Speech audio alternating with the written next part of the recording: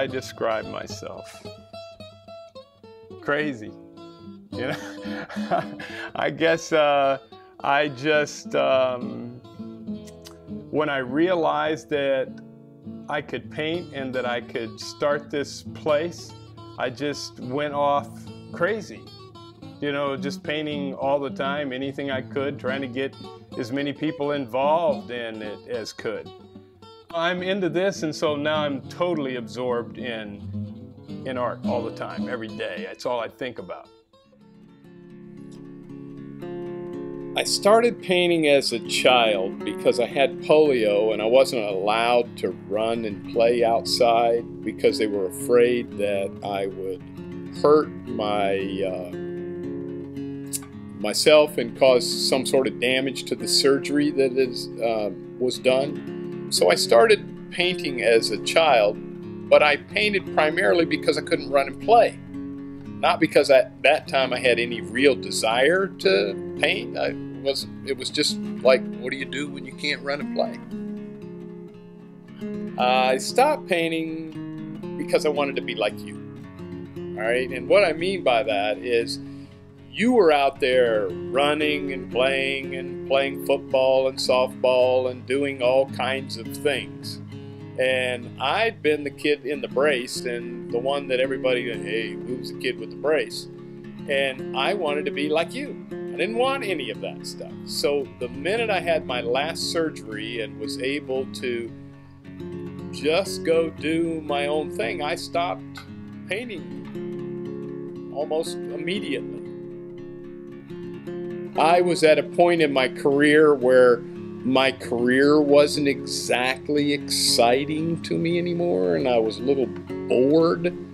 And I walked into Levy Harrison's studio and was talking about some of the paintings and made a couple of comments after he had asked me some questions.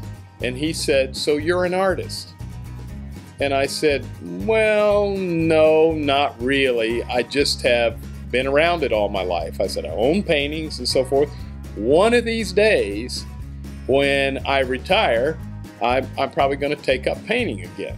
And he said, "Why don't you do it now?" So I made some other excuses, and he said, "Listen, I've got a new class starting tonight. If you'd like to be in it, I'll let you be in my class tonight. Won't guarantee that you'll be in the next one, but you'll be in this one." And I said, okay, and I started painting in 2005. I'm going to do it for the rest of my remaining years. You know, it's like, people say, what are you going to do when you retire? I have no idea. Retirement, I think, is that portion that comes after death, isn't it? I'm going to paint till I die. You know, I'm going to be involved in it in some way or the other. I'm just, you know, I lost 47 years and I'm now going to take them back.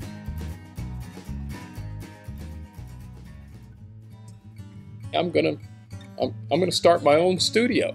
And everybody told me I was crazy. Most people tell you you're crazy when you start out on a new venture. So I wasn't particularly bothered by it. But everybody said, you're not going to make it. Who's going to come and paint a painting? You know, and how can you make that a viable economic situation?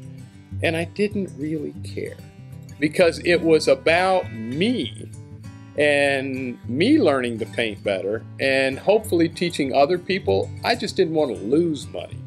So I started Paint Along Studios with that premise, and I'm barely keeping all of that going still to this day. It's not about making money. It's about affording people opportunities to do things that they think they can't do. So people come to us with low expectations, unfortunately. But because they have low expectations, then when they actually do something that's pretty good, then they've exceeded their expectations, which is really, really, really cool. Is when people go, I didn't think I could, but I did it.